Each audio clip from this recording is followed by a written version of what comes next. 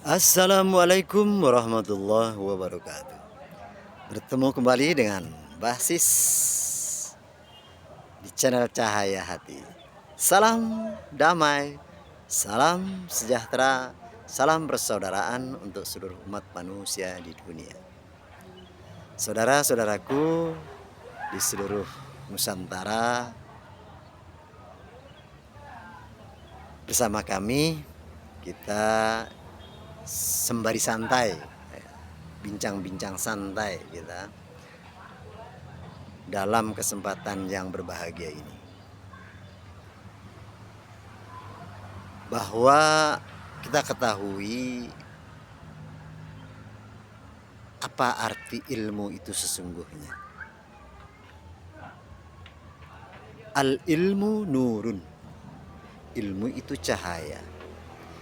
Cahaya di dunia mewujud, ya, tapi di alam akhirat tidak mewujud. Sebuah sesuatu unsur yang kodim, yang rahasia. Namun dalam bahasa cahaya itu di alam kodim, bahasa cahaya itu adalah hakikatnya petunjuk, penjelas, dan pembeda. Di dunia ini bahasa cahaya dan yang mewujud, jika ada cahaya yang terang benderang, maka di sekelilingnya akan terlihat semua, menjadi petunjuk, penjelas, dan pembeda. Jika ada gelas, jelas gelasnya gelas apa. Jika ada piring, piringnya piring apa. Jika ada mangkok, mangkoknya apa. Ada mangkok plastik, ada mangkok beling, ada mangkok stainless, seperti itu. Jadi petunjuk, penjelas, dan pembeda. Termasuk tadi benda-benda yang kami sebutkan, seperti itu. Nah, menurut ajaran agama Islam, al ilmu nurun, ilmu itu cahaya. Jadi cahaya itu adalah suatu unsur yang abstrak, metafisik, namun mewujud, dapat dirasakan, seperti itu. Artinya mewujudnya itu bukan berbentuk benda, tapi dapat dirasakan. Cahaya itu dirasakan oleh seluruh organ tubuh panca indera dan akal logika kita. Karena dengan cahaya, akal berupa gelombang alat baca dunia itu bergerak menelusuri benda-benda yang ada sehingga menjadi petunjuk, penjelas, dan pembeda. Contohnya kami di sini melihat pohon A, B, C, D, D. Nah, itu dari akal gelombang kemudian mewujud ke panca indera yang virtual, jasmani, seperti itu, dari akal gelombang. Nah, dari bentuk cahaya, ilmu, ya, mewujud. Ya. Secara ilmiah, ilmu itu adalah gambaran hati. Hakikat ilmu itu adalah gambaran hati yang dalam diri manusia. Jadi hakikat ilmu itu adalah gambaran hati yang berupa gelombang unsur rahasia. Gambaran hati sesuai kenyataan. Nah, gambaran hati tadi, ya, kita sama-sama ketahui bahwa di dalam hati ada ruh, ada unsur ruh. Unsur ruh adalah unsurnya Tuhan sendiri. Nah, unsur Tuhan ada persifatannya, yaitu sifat nurullah, cahaya Allah. Berarti cahaya ilmu, seperti itu. Nah, ilmu itu adalah gambaran hati sesuai kenyataan. Nah, kemudian terproses oleh akal logika manusia, daya tangkap gelombang gelombang dunia, ya, berupa metafisika, kemudian mewujud, semuanya mewujud. Seluruh persifatan ilmu, ya, dari dalam hati, gambaran-gambaran itu mewujud nyata di dunia. Itu ilmu.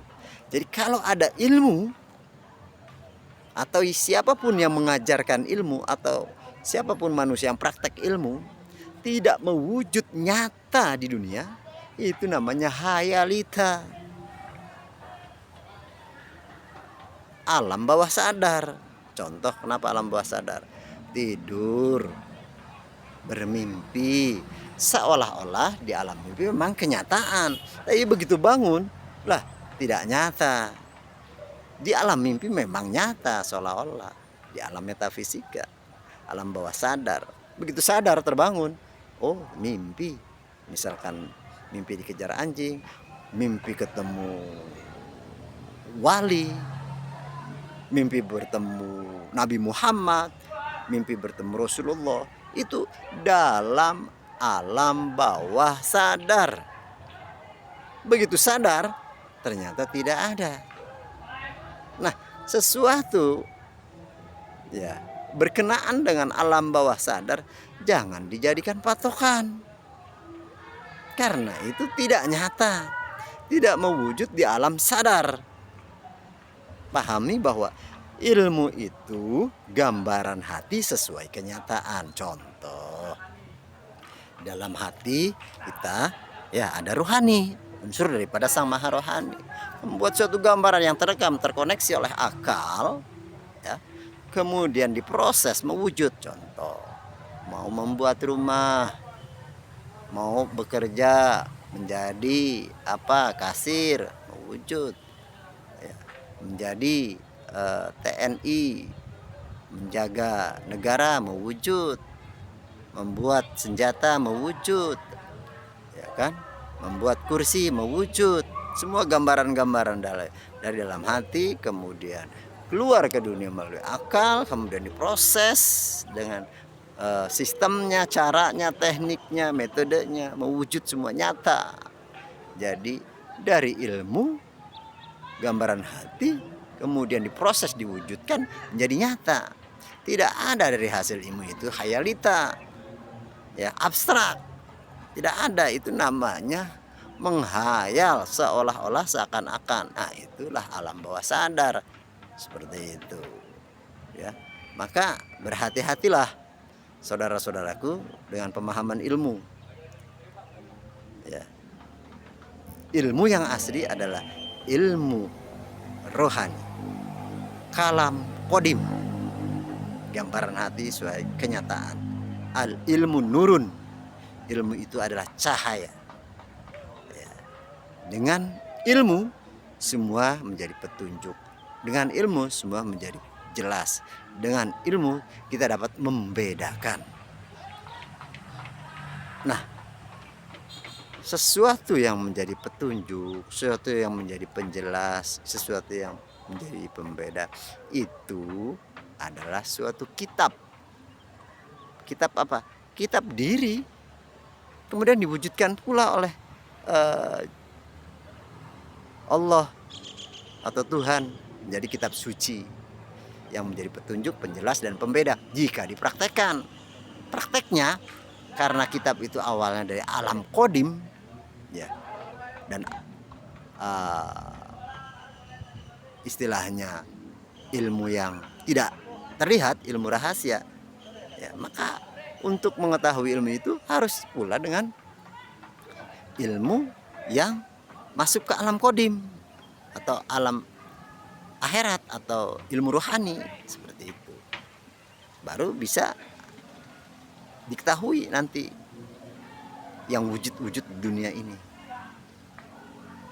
Nah, itulah untuk menjadi perenungan seluruh umat manusia di dunia. Pahami ilmu. Ilmu itu gambaran hati sesuai kenyataan. Artinya semuanya ilmu harus mewujud di dunia lewat prosesnya. Karena awal ilmu dari alam rohani, alam akhirat, mewujud di dunia. Ya, semuanya mewujud. Membuat bangku itu ilmu dari alam akhirat, dari kolbu, transit ke akal, kemudian mewujud ke dunia. Jadi saat itu pula ilmu itu dari alam kodim mewujud langsung di dunia bila diproses, dipraktekkan. Seperti itu. Ya. Asal ilmunya mutlak, waris, pembawanya mutlak dan waris. Siapa? Ya guru. Guru siapa? Guru rohani yang waris dan mutlak. Dialah yang membawa risalah ajaran agama, membawa risalah ilmu. Dari siapa? Dari sang pencipta ilmu, pemilik ilmu. Seperti itu. Jadi itulah wajibnya mencari ilmu lewat guru yang mutlak dan waris. Di setiap zamannya ada saudara-saudaraku yang beriman. Ya, itu penyampaian kami mungkin hanya tidak terlalu mendalam, tidak terlalu tinggi, tapi hanya sebuah penyampaian informasi saja. Jika saudara-saudaraku ingin mengetahui, silahkan mencari guru yang waris dan mutlak untuk membuktikan bahwa ilmu itu adalah gambaran hati sesuai kenyataan. Gambaran hati artinya metafisika dan mewujud menjadi fisika di dunia. Saat itu pula jika diproses. Ya, seperti itu.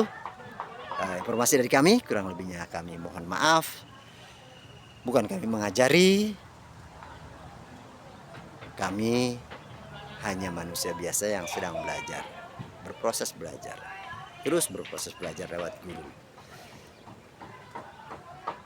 Inilah tentang Majelis Dzikir Tarekat Naqsabandiyah Khalidiyah Nusantara. Karena kami sedang belajar di sekolah tersebut. Kami tidak menonjol-nonjol apa-apa, tapi ini kenyataan. Ya, seperti itu saudara-saudaraku ya. Mohon maaf. Ini kenyataan.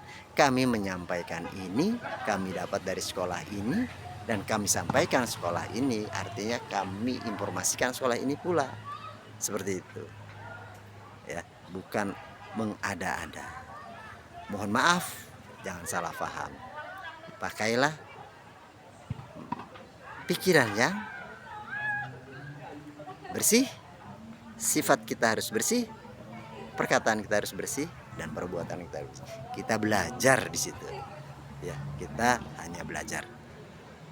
Kalau itu yang kami sampaikan adalah kebenaran, ilmu yang benar itu ilmu datangnya dari guru kami.